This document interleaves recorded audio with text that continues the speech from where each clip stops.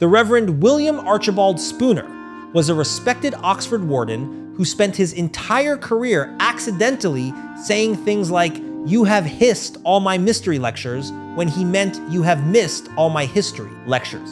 Spoonerism Day is July 22nd. Spooner was born in 1844 and served as Warden of New College, Oxford, from 1879 to 1925. His accidental transpositions of initial sounds became so famous that the phenomenon was named after him while he was still alive, a rare linguistic honor. Whether he actually said all the Spoonerisms attributed to him is debated. Many were probably invented and retroactively assigned. The classic is reportedly addressed to a student: "You have tasted 2 worms and must leave by the next town drain," meaning you have wasted 2 terms and must leave by the next down train. The speech error itself is genuine.